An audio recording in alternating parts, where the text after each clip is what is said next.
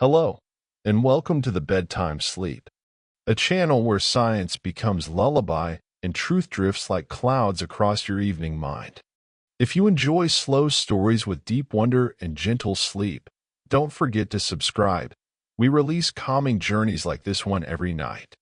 And if a thought lingers or a question floats, share it with us in the comments. We'd love to hear from you. Now, let your eyes grow heavy, your thoughts soften, and your mind sink down into something far below what your feet have ever known. You are lying still now. The weight of the day has left your limbs. And beneath your bed, beneath the floors and soil and stone, something vast is also lying still out. Or so it seems. The ground beneath you feels like the final layer of all things, solid, still, dependable. But it is not final, and it is not still. What lies beneath your quiet feet is not a resting floor, but a slow-motion ocean of stone, drifting without your permission, moving without your notice. You are afloat, always have been. The crust of the earth, the surface you walk and build and sleep upon, is not one whole skin. It is a jigsaw, cracked and broken into colossal slabs called tectonic plates. These plates are as wide as continents, as deep as mountains, and they glide across the soft mantle below them, like icebergs on a lava sea. They move slowly, just centimeters a year, slower than your fingernails grow. But when time stretches wide enough, even a whisper can carve the shape of a world. You imagine now the Earth not as a planet, but as a living breath under rock. Its outer crust like a shell that never healed fully, and never wanted to.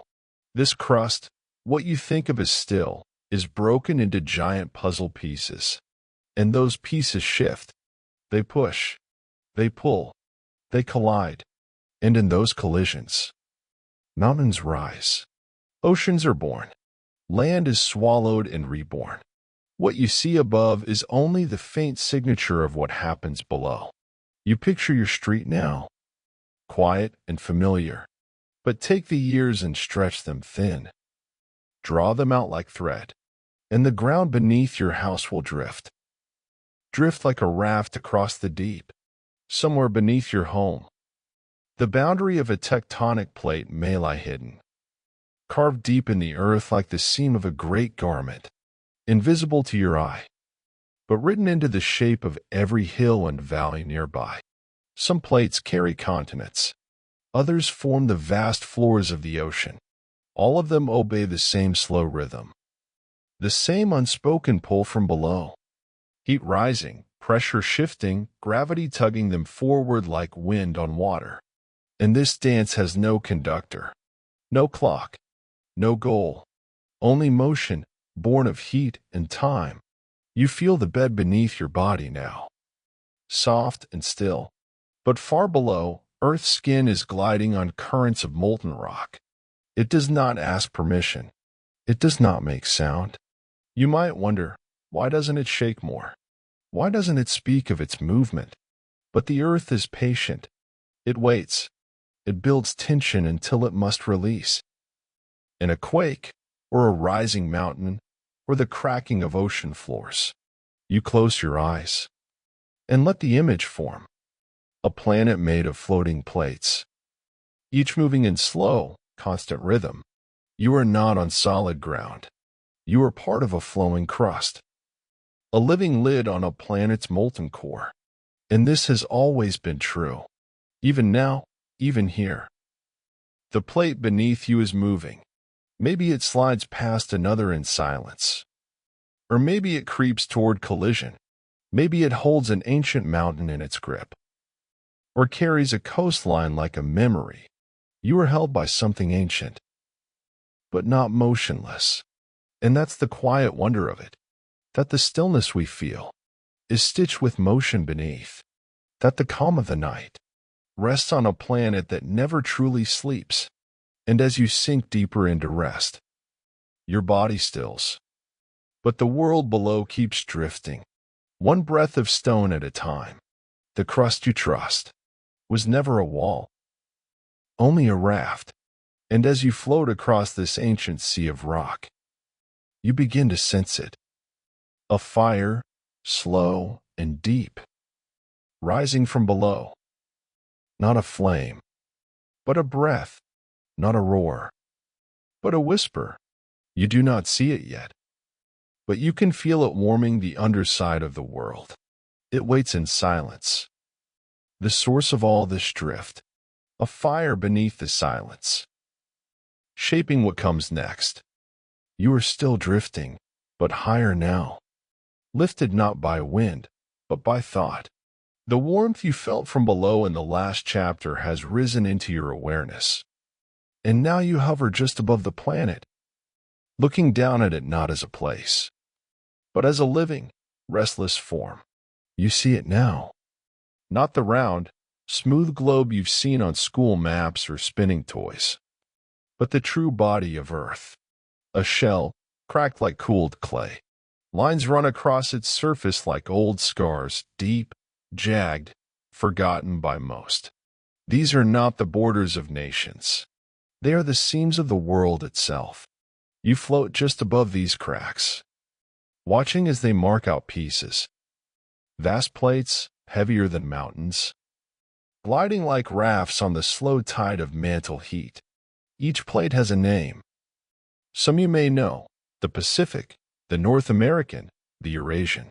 But names are just convenience. What matters more is motion. These plates slide past one another with silence, as if the earth itself is turning over in sleep. Some drift apart, creating long ridges at the ocean's floor where new crust is born. Others crash together slowly, folding into mountains or sending one edge downward, into the molten warmth of the earth's interior.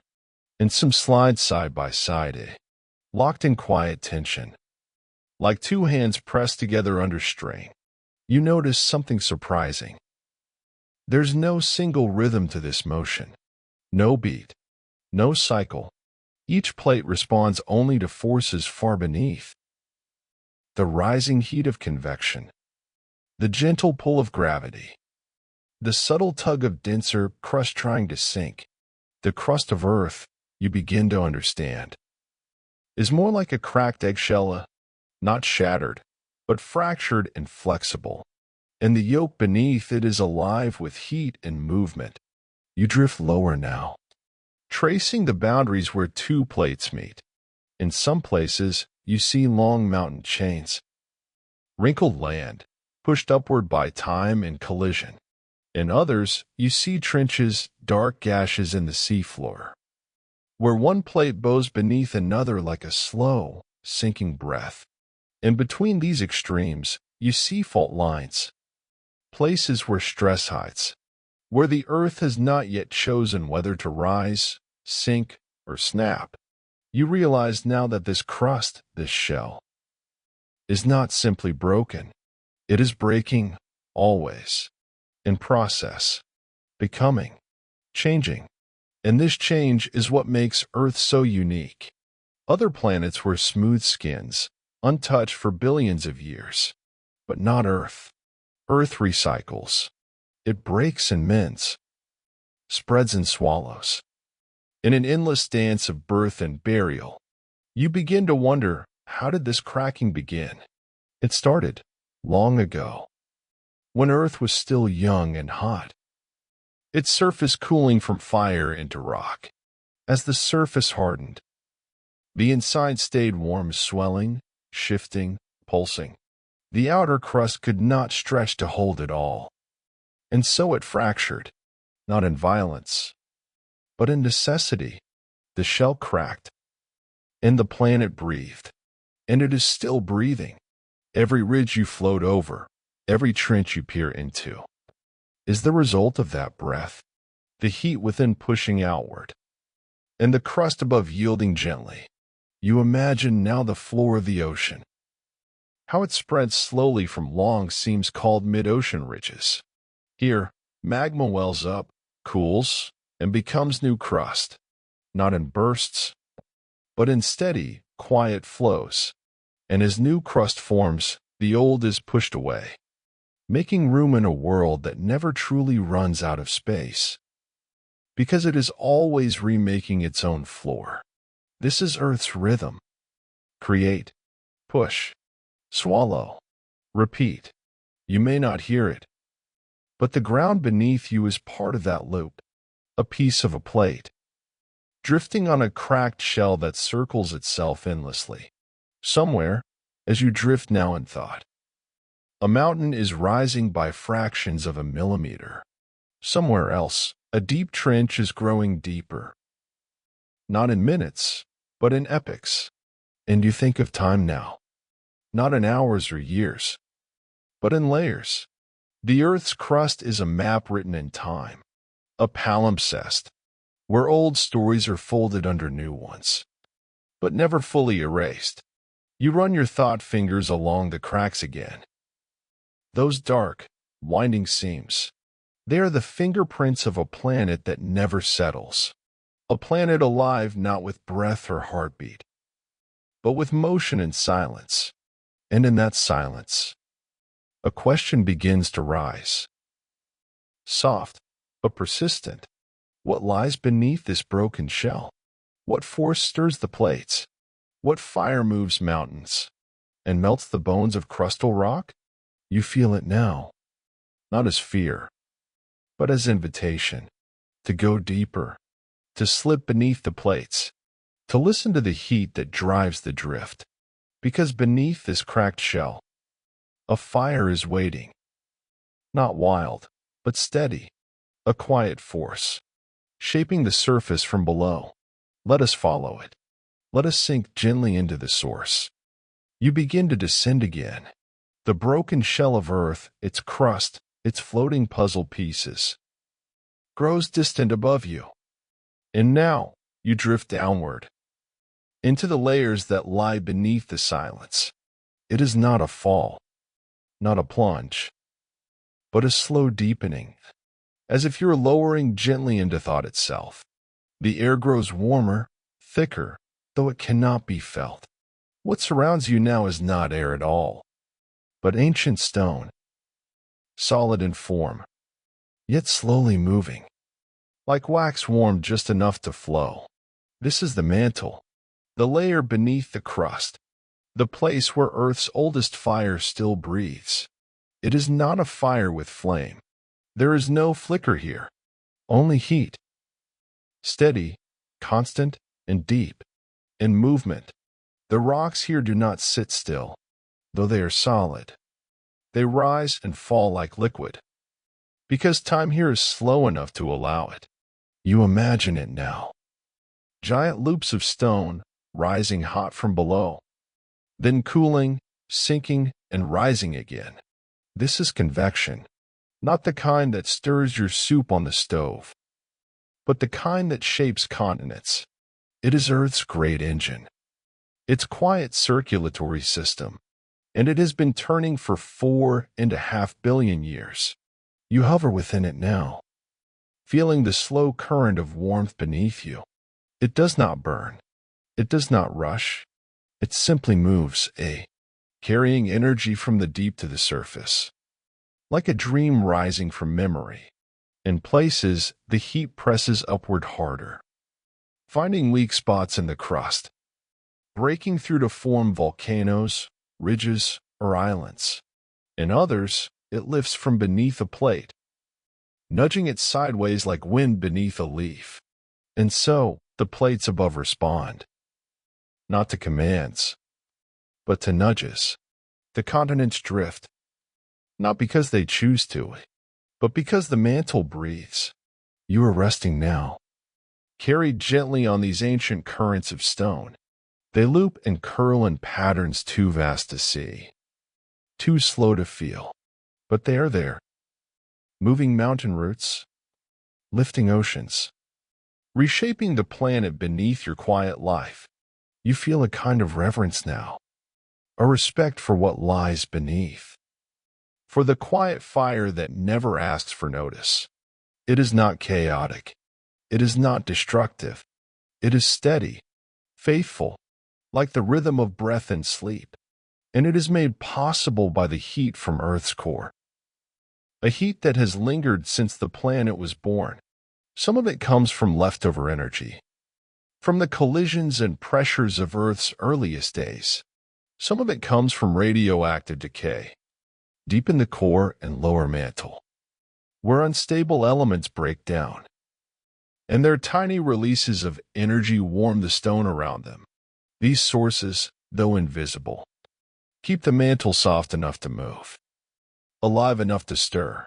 You imagine this heat like the deep hum of a cello, low, sustained, constant, a note that never ends, guiding the melody above. You're deeper now, feeling the pressure increase, the warmth rise. Around you, the mantle flows in all directions, cradling the crust, feeding the surface. You think of it not as a place, but as a process, always in motion, always remaking. And above, the plates float like lily pads, their paths shaped by the deep warmth they cannot see. You think now of time again. What happens here in a minute would take a lifetime to measure. What shifts by a meter in a year still builds mountains in 10 million more. This is the patience of the planet. This is how it breathes. Not in seconds, but in centuries. And here, beneath the surface, you find something unexpected. Stillness. In motion. The paradox of the earth.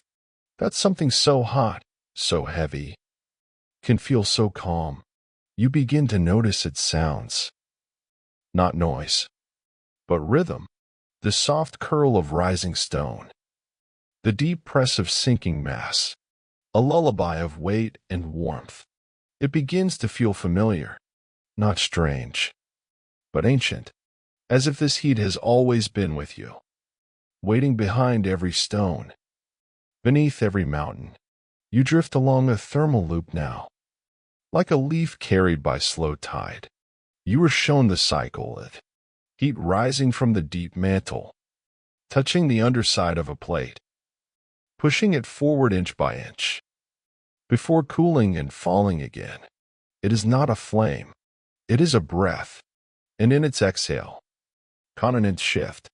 You begin to understand how everything connects, how mantle movement drives crustal motion, how invisible heat becomes visible shape. The mountains above owe their birth to this quiet rise of heat, the volcanoes that glow at night, the ridges deep under sea, all begin here. In the fire that does not burn, you rest in it now, carried, not burned, held, not crushed. The weight of the world above presses down, but the mantle does not resist. It welcomes the pressure. It answers it with warmth. You begin to rise again, not quickly, but lifted by the breath you've just met. And as you rise, a question rises too, not sharp, but soft. If this fire moves the plates, then what happens when they meet? When this drift becomes a collision? When the edges of continents press into each other, like stone embracing stone? Do they stop? Do they fold? Do they rise? You feel the answer stirring in the distance. Not here, not yet, but above, where plates collide, and mountains are born in the quiet clash of drifting land. You follow the pull, you follow the warmth, and the next breath you take brings you closer to the meeting point, where pressure becomes peak, where motion meets resistance, where time becomes altitude. You are rising now slowly, steadily, carried upward by currents you no longer see. Guided by the warmth of the mantle beneath you, you've left the fire that breathes in silence and drift toward a new frontier, the edge of something vast. Ahead of you, resistance, not a wall, but a meeting, a gathering of land, a confrontation between drifting giants. You arrive at a boundary, two tectonic plates once far apart, now press into one another, drawn together by deep currents of Earth's moving breath. This is no crash, no violent impact. It is a slow, pressing embrace, one so gradual. You could sleep for 100 lifetimes and still not witness its full unfolding. But it is happening, right now, right beneath your feet. You hover where the crust begins to rise, not in defiance, but in response. The land has nowhere else to go.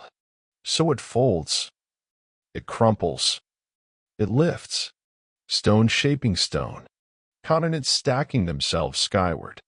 This is how mountains are made, not built, not placed, but raised, by pressure deep within the planet's body.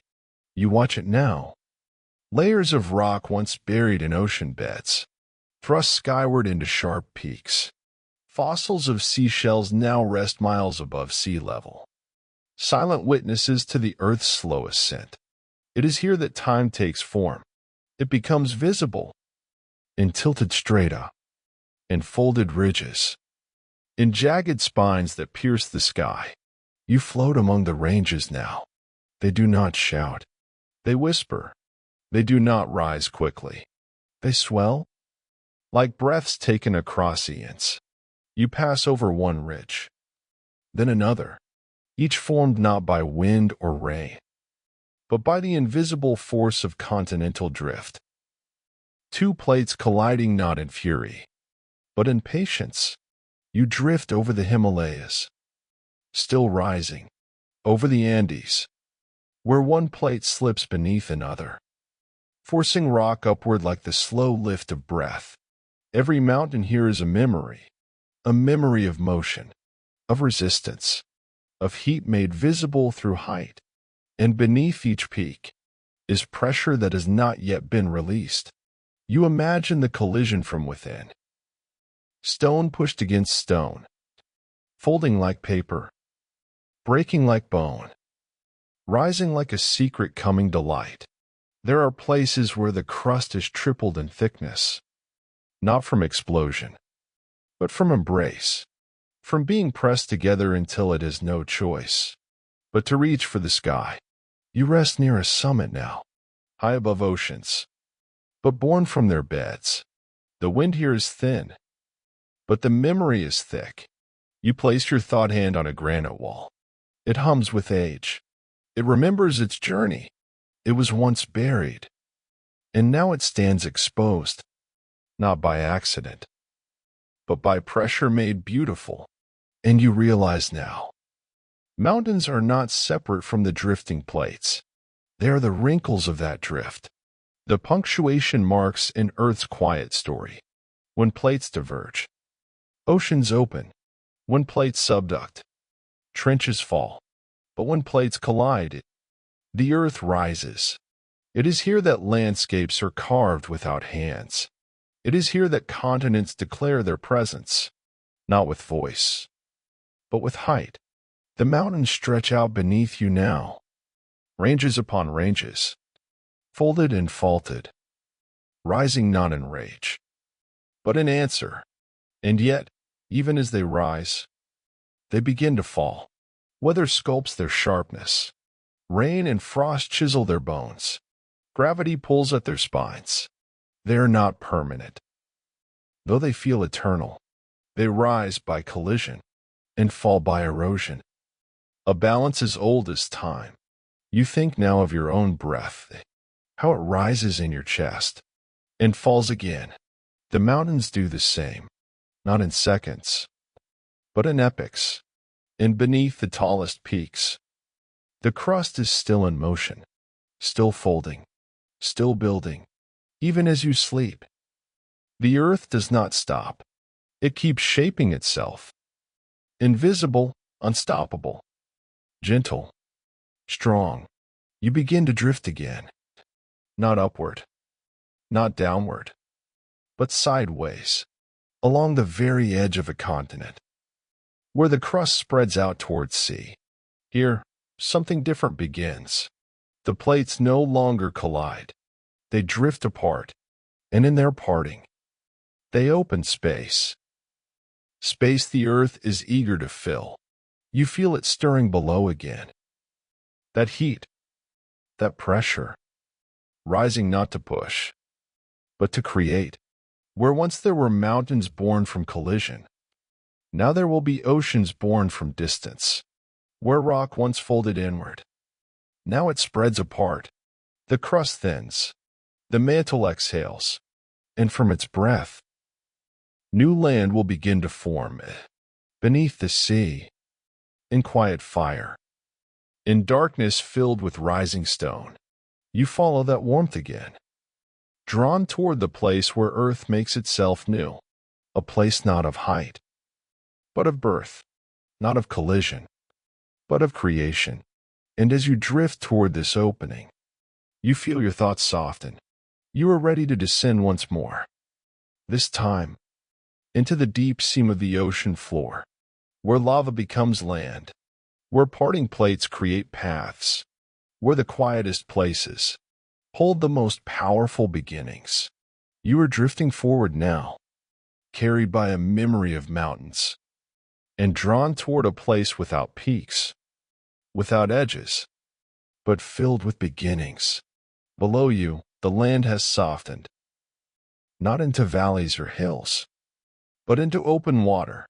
You are above the ocean now, not just any water, but the deep kind, the kind that silences sound and cradles the planet's slowest secrets. And there, at the bottom, far beneath the surface waves, you find a seam, not torn, but opening, slowly, quietly. This is a mid-ocean ridge, a line of fire, hidden by salt water miles thick. Here, the Earth's crust is not colliding. It is pulling apart. Two plates, once pressed together, are now drifting away, like giants rolling gently in their sleep, unaware they are leaving space behind. And in that space, something extraordinary begins. You drift closer. Between the plates, molten rock rises from the mantle. Slow, glowing, purposeful. It meets the cold of the ocean floor, and without a sound, it hardens, just like that. New land is born, not in thunder, not in lightning, but in stillness, in temperature, in touch. You hover over the newborn crust. It's dark, striped, fragile, still warm from its journey upward. This is how the seafloor grows, the ocean floor, spreading inch by inch, from the mid-ocean ridge, as if the planet is exhaling from its center. It's easy to imagine the continents as still, as fixed and faithful shapes on a map, but they are not. They ride these drifting plates, slow boats on a tide of stone. Africa moves. So does Australia, South America, even the floor beneath your home. All of it shifting, all of it floating, not on water, but on heat. The crust formed here at the ridge will move outward, carried by the slow push of mantle flow. And one day, it may vanish again, subducted beneath another plate, melted back into the deep. But for now, it lives. You picture the seafloor like a vast, moving conveyor. New crust is added at the center. Old crust is removed at the edges. In between, continents ride. Islands drift. Oceans grow. The Atlantic Ocean, for example, was once a narrow channel. Now, it yawns across the world, made wider by this very seam. This silent, unseen spreading ridge. No human has ever heard it happen, but it happens just the same. You float along the ridge now, like a ribbon of light weaving through darkness. To your left, black chimneys rise, hydrothermal vents, where heat escapes in plumes, and strange life forms gather. Here, without sunlight, creatures feed on chemistry, worms with no eyes, bacteria that harvest energy from the deep earth. It's life born not of sky, but of stone. And you realize something, that beginnings don't always burst. Sometimes they bubble, they rise slowly, in darkness, in drift, much like you. You continue forward, following the seam that splits the ocean floor. You begin to see patterns. Symmetrical stripes on either side of the ridge. They mark the history of magnetic reversals. When Earth's field flipped, and the molten rock recorded the moment like ink on a page. It's a journal. This ocean crust. Every line tells of time, of movement, of direction. You're no longer watching geology. You're reading it. And the story it tells is one of drift. Continents that were once joined, like puzzle pieces pressed together, are now separated by oceans made from this very process. You imagine Pangaea, the ancient supercontinent, gathered in stillness, then gently pulling apart. Its children set adrift across the globe. That was not a disaster. It was evolution. The earth stretching its limbs, making room, becoming more. And it still is. You think now of home, how you walk across cities, thinking they are still, but the ground is never still. The space between Europe and North America grows wider by a few centimeters each year. At the speed your fingernails grow, the world rearranges itself. You're part of that. You always have been. Even as you sleep, your body drifts with the continent beneath you, gently, quietly, toward a future shaped not by roads, but by heat. And it doesn't need your attention. It doesn't even need light, because the earth knows how to grow. In darkness, the ridge below you stretches onward, invisible from above, but endless underneath. A scar that heals as it forms, a seam that holds no wound. This is how the planet breathes out. And as you rise gently again, you feel the wideness of the ocean, not just in water, but in time. The crust you floated over tonight is only temporary. It will grow old. It will sink, and new crust will take its place. But the process will remain. The drift will continue, and the sea will always hold the memory of where the land once stood. You exhale. Somewhere in the deep, a new ridge breathes. A new line opens.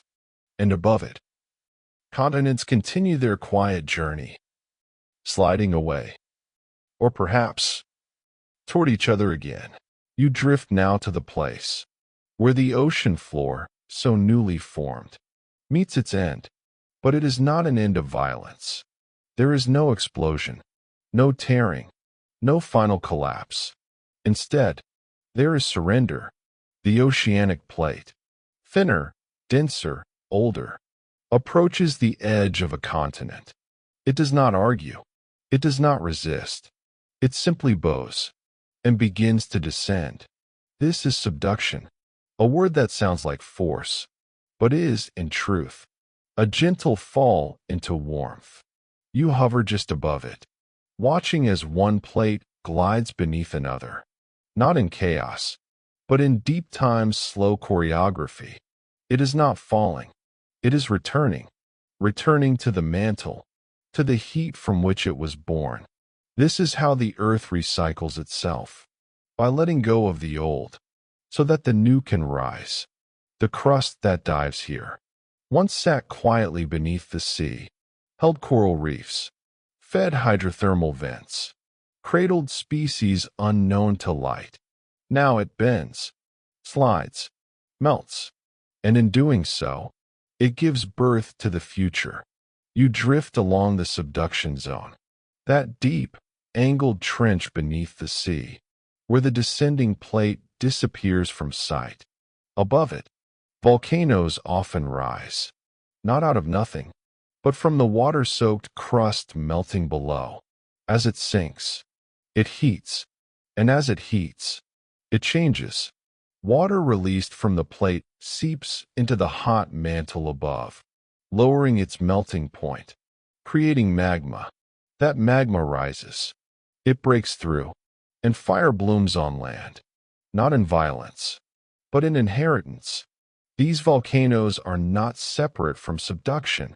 They are its breath, its echo. You drift higher now, past snow-capped cones that began in the deep. They are beautiful, and they carry a truth, that the ending of one thing feeds the beginning of another. Subduction zones are not only places of descent, they are engines. They are bridges between past and future, pulling the old down so the new can rise up. And the Earth does this continuously, without rest, without need for approval, just as your own breath lets go to make room for the next. You pause now, at the rim of a trench. It is vast. It curves across the ocean floor, like a gentle wound, not a tear, but a fold. Some trenches are so deep, they cradle darkness untouched by light. Since the beginning of time, the Mariana Trench, the Tonga Trench, these are names we've given to the edges of Earth's old skin, where it bows out of sight, and you wonder, what else is taken down with the sinking plate? What stories? What fossils? What whispers of ancient oceans? There is silence there, not from absence, but from depth. As the plate moves downward, it carries memories. It folds away the chapters of seafloor life and seals them in heat, but not forever, because even the melted crust, once absorbed into the mantle, joins the loops of convection and may rise again, not as stone, but as energy. The Earth does not waste. It remembers. You drift deeper into the trench. The temperature rises, but the quiet does not break. You feel pressure, not against your body, but within your thoughts. The weight of time, the truth that everything built must someday bend. This is not a story of destruction. It is a story of return, of renewal. The crust that surrenders here does so not as defeat, but as gift. And you realize now how balanced the planet is. For every ridge that creates, a trench accepts. For every plate that opens, another one sinks. And in this balance, the planet stays alive. It moves. It cools. It grows. Without subduction, the Earth would overheat. The crust would pile endlessly. The oceans would lose their depth. But with it, there is breath. There is exchange. There is peace. You float now through time, past the Andes, where the ocean plate dives beneath South America, past the Pacific Northwest, where ancient plates sink beneath coasts filled with forests. All along the Ring of Fire, subduction feeds volcanoes, earthquakes, islands. It stirs the Earth's rhythm, but it does not seek harm. Even earthquakes, those sudden releases, are not attacks. They are the letting go of pressure too long held. Like a sigh, the planet can no longer keep inside. And beneath it all, the crust keeps descending. Softly, deliberately, always. You think now of endings, of how we often fear them. But here, the Earth reminds you, endings are never final. They are movement. They are memory, made warm and ready to become something else. You float higher now, rising once more from the trench. And in the space between descent and surface, you see it clearly. The full circle. Crust is made at ridges. It moves across oceans, and it returns here, to be made again. And even in the deepest trenches, life clings. Strange, quiet creatures swim through pressure that would crush cities. They live in dark, but carry light within. Even in subduction, there is life. You follow one last fold in the crust, watching as it disappears into Earth's deeper heat. And again, you feel it. Not loss, but continuation. The story does not end. It only changes form. And just ahead, as the plate continues downward, you see another kind of boundary forming. Not vertical, but horizontal. A fault line. A place not of descent, but of friction, of waiting, of pressure trapped between plates that neither rise nor sink, but slide. What happens when motion is paused, when tension holds, but has nowhere to go? You float toward it, toward a line drawn not by creation or surrender, but by the stillness. Before release, you float now over a line, drawn not in ink, but in stone, a crack in the crust, long and narrow, where two great plates do not part, nor collide, but slide. This is a fault line, a place of friction, not fire, of silence, not surrender, a place where motion waits. You hover just above it. The land looks still. The trees grow. Cities sleep. Rivers pass. But beneath it all, stone presses against stone. The plates move. Barely. Like slow dancers in a crowded room. Their edges grind. Snag. Stick. Not by choice, but by physics. The rock here is rough. It catches. It resists the flow beneath it. And so, the pressure builds. You drift downward now, into the layers of stone that hold this tension. They are quiet, but they are not calm. Stress weaves through the rock, like invisible thread, binding past and future, in a fabric stretched thin. This fault may not have moved in your lifetime. It may not move for 100 more, but it remembers. The San Andreas, the Anatolian, the Alpine. These are names for fault lines that span continents, not with open wounds, but with promises, not of destruction, but of release. Because pressure cannot build forever. You feel it now, a quiet tightness in the crust, like a breath held too long. At some point, the rocks will slip, just a little, just enough to let go of what they've carried for centuries. And when they do, the earth will shiver. This is an earthquake, not a punishment, not a surprise, but a consequence of holding too much for too long. You drift sideways now, following the fault's path. It snakes through valleys, beneath oceans, through city basements, and mountain roots. Some quakes are small. They happen every day. A shifting here, a settling there, like the earth adjusting its spine. Others, rare, vast, echo across countries. They rise without warning, but not without cause. And even when no one hears them, the fault lines remember. They keep a record, in bent strata, in crushed minerals, in soil cracked decades ago.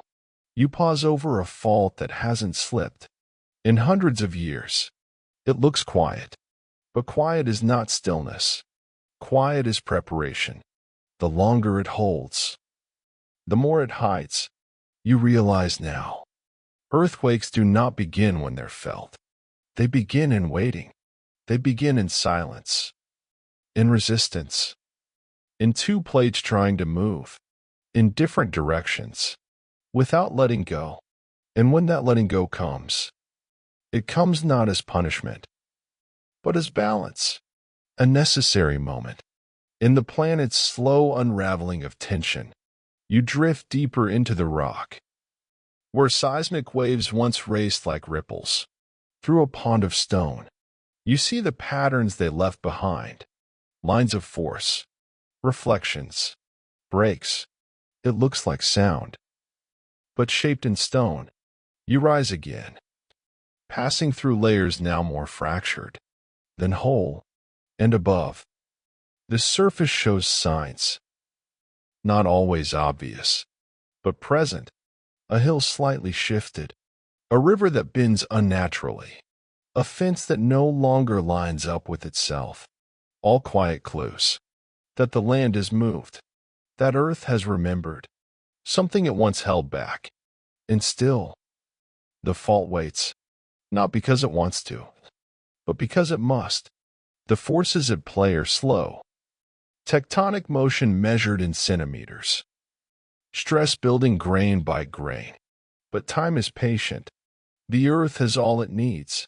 You begin to think of your own tensions, the ones you carry without words, the weight held beneath the surface, until something must move. The earth reflects you. It teaches you that even in silence, things shift, that holding is not always strength. Sometimes, release is necessary. You float now along the boundary, between two plates that haven't spoken in centuries, but their bodies press against one another. Every moment, they cannot help it. They're joined by the same dance that moves continents. And somewhere, deep below, a crack may be preparing to give, not to break, but to breathe. You imagine the moment. A sudden slip, stone sliding past stone, energy released, not as fire, but as wave, a vibration that travels miles, in seconds, shaking what stood still. The earth speaks. In those moments, it reminds us that stillness is only skin deep. Beneath, there is always motion. You float gently now above another quiet fault. You feel its story.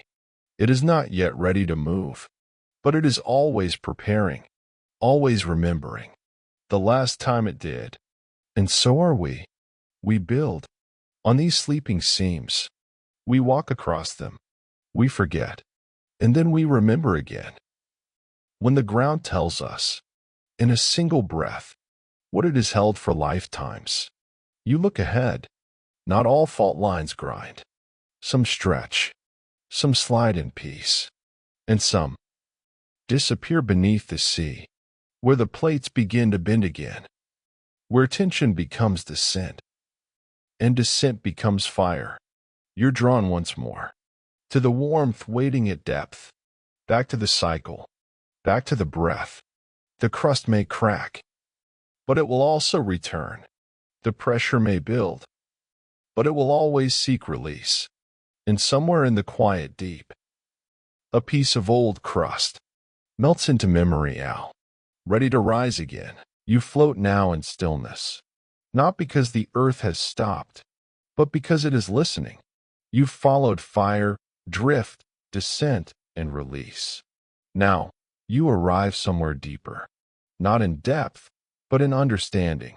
Beneath the surface, the planet holds shapes it does not show.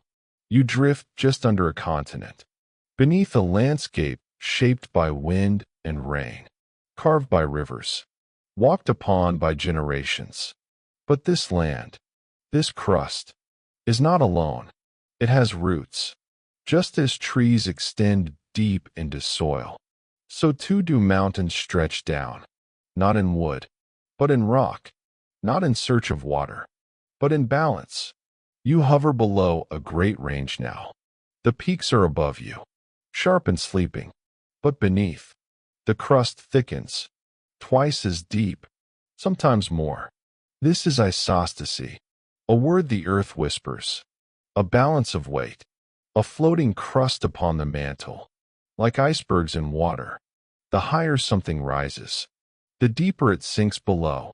The Himalayas, the Andes, they all have roots, as grand as their summits. And so you drift through invisible mountains, their buried forms extending down like slow lightning. You can't see them on maps. You don't feel them beneath your feet, but they're there, holding up the world. In quiet symmetry, the crust beneath continents is thicker, older, colder. It is buoyant, strong, what geologists call cratons, the ancient hearts of continents. You pass through one now, a shield of stone that has survived the breaking and bending of eons. Here, the crust is calm, but it remembers every quake, every collision, every rise and fall. You see folds, rock bent like paper, by the hand of time. You see faults, no longer moving, but resting in silence. These buried scars are the foundation of every city, every tree, every life above. They do not beg for attention. They hold. And you realize the shape of the earth is not what we see. It is what holds up what we see. The continents float, yes, but they also anchor. And when the load above changes, when glaciers melt, when erosion wears mountains thin, the crust responds. It rises, rebounds, gently. This is post-glacial rebound, not a reaction, but a memory. The earth remembering the weight that once pressed it down. You picture it now? I smiles thick, pressing land like a hand into water. And when it melts, the land slowly lifts back up, even after the ice has long vanished. It takes thousands of years, but time means nothing to stone. You drift farther now, beneath plains, beneath deserts. The crust here is thinner, not weak, but young. Sometimes it stretches, sometimes it tears, and when it does, new shapes are made. Rifts, basins, volcanoes. But even here, the shape below defines the land above. You imagine a world without its crust. Only heat, only liquid. There would be no mountains, no rivers, no place to rest. It is the solid layer, the patient, floating stone, that gives earth its texture, that catches rain, guides streams, cradles forests. You pause now in a place where a continent once broke apart. You see the memory of that rift, etched into the roots of the crust, like a scar that no longer bleeds, but never fades. It reminds you, every continent is temporary, not in its presence, but in its shape. Africa was once joined to South America. India once drifted alone. North America has worn many coastlines. And beneath them all, the crust shifts, remembers, adjusts. You feel the mantle again, warm, moving. Its slow flow shaping the base of the crust. Like hands molding clay, it doesn't push all the time. Sometimes, it lifts. Mantle plumes, rising columns of heat, pressed gently against the crust above, creating domes, hot spots, volcanoes in the middle of drifting plates. You float above one now, a gentle bulge, a promise of future eruption. Hawaii was born this way. So were the Galapagos. Iceland, Reunion. They are surface flames from a deeper fire, and the crust responds, not with panic, but with opening. It lets the heat through. It makes way, because even the solid parts of Earth know when to yield. You rise again, hovering just beneath the surface, where soil touches stone. This thin layer, this quiet crust, is where life unfolds. And below, the shape you cannot see, makes all of it possible. Mountains, plains, ridges, trenches, they are not skin, but structure. You rest here now, in the invisible backbone of the earth, where silence is support, where stillness is strength. And as you float, you begin to wonder, if the planet's surface is shaped by what lies beneath, then what lies beneath the mind? What layers hold up thought? What roots give rise to memory? What invisible folds shape how we feel, how we dream, how we remember? The crust floats on the mantle. Does the mind float on something deeper, too? You drift into that question now, not to answer it, but to feel it. The earth knows its structure. Perhaps so do you. You are falling now. Not fast, not with fear, but with trust. As if the earth has opened a door beneath you and invited you in. You pass through the crust, through the mantle, its slow rivers of rock, its quiet heat, and still you fall down into the deepest layer, the heart of it all, the core. It has no color, no light, no breath of wind, and yet you feel it, a presence, a pulse. The earth's center is not still. It turns. It burns. It hums. You've reached the outer core now. A sea of molten metal, mostly iron, with hints of nickel, and ancient, radioactive heat. It flows like water, but it is heavier than anything you've ever known. You can't see it, but you can sense it swirl, like ink circling in silence. This is where the Earth's magnetic field is born, not on mountains, not in skies, but here, in the hidden furnace.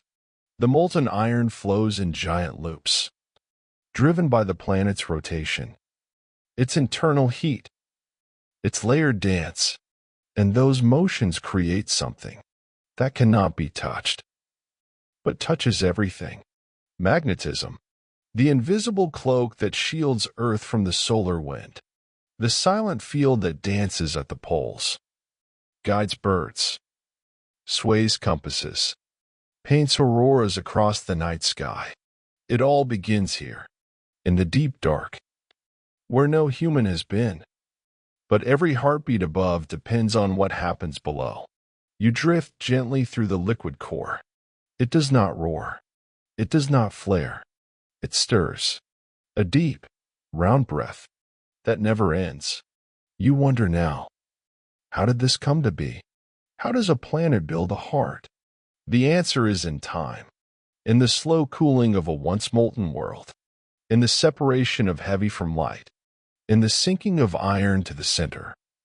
Like thoughts settling into memory, the Earth's inner core formed last, a solid sphere, within the molten sea, still iron, still heavy, but no longer liquid. You reach it now, the inner core, about the size of the moon, but far more dense. It doesn't move quickly, Al, but it rotates, perhaps even at a different speed than the surface above. A slow, mysterious rhythm, whispered in metal, measured in ages. You place your thought hand against it. It does not tremble. It does not speak. But you feel something, a deep, ancient warmth that has never seen sunlight, but has shaped it all the same. This heat drives the mantle, which moves the plates, which builds the mountains, which carves the land, which shapes the rivers, which holds the trees, which cradles the people, which dreams of stars. And all of it starts here, with heat that never sleeps, with motion that never ends. You think now of your own heart, how it beats without command, how it stirs blood into life, how it shapes everything you feel. Even though you never see it, the Earth has such a heart, not made of muscle, but of metal, not bound by seconds, but by eons. You drift slowly now along the edge of the inner core, feeling its calm strength. It does not boast. It does not falter. It just is. You wonder, if this core were to cool completely, would the planet change? Yes, without its movement. The magnetic field would fade. The shield would fall. Radiation would touch the surface more freely. Auroras would disappear. Navigation would fail. And the planet's pulse would slow. But don't worry. That won't happen for billions of years. The core is not tired. It still stirs. It still burns. It still protects. You rise now, lifting slowly from the inner core, back into the molten sea. You sense eddies, currents, cells of spinning heat, like galaxies beneath your thoughts. This is convection. Hot metal rises. Cooler metal sinks. Over and over. A loop of fire, turned into force. This loop is older than any creature, older than any tree, older than any breath, and it holds the sky in place, not directly, but by shaping the field. That shapes the wind, that shapes the clouds, that shape the weather, that shapes the world. You float higher now, toward the boundary, between core and mantle, a blurry line of intense change. This is the core mantle boundary, a place where seismic waves slow and bend, where the planet's deepest mystery is sealed, in pressure, in temperature, in time. You pass through, rising back into the mantle. You carry the weight of knowing that below the surface, beneath the folds and faults, beneath the oceans and fire, beneath the shape of continents and the drift of plates, there is a heart, and it never stops. It spins, it warms, it protects, it remembers, even in silence, even as you sleep, and as you drift now through the mantle's slow currents again. You feel the connection, from core to crust, from fire to forest, from center to skin. Nothing is separate, not even thought. And just as the Earth's inner heat rises, gently, shaping everything above, you begin to rise too, not toward the surface yet, but toward something older, a time before continents, before ridges, before drift. You're drifting now, into the earliest days of Earth, when it was still molten, still forming, still deciding what it would become. And yet, you sleep, to be narrated softly like a whisper beneath stars, beneath your home, beneath the grass, beneath the roots and stone. The earth still turns. The molten metal heart you just visited has not paused, not for one moment. In over 4 billion years, it spins, it stirs, it protects, unseen, but not unfelt. Every step you take, every mountain you gaze upon, every compass that knows north, they all whisper thanks to a fire that never sleeps. And perhaps that's the quiet comfort of knowing your place on this restless, gentle planet, that while continents drift, while plates press and bow and fold, while mountains rise and vanish, you are held, cradled above a core that watches everything without eyes, that remembers without words, that balances silence with warmth.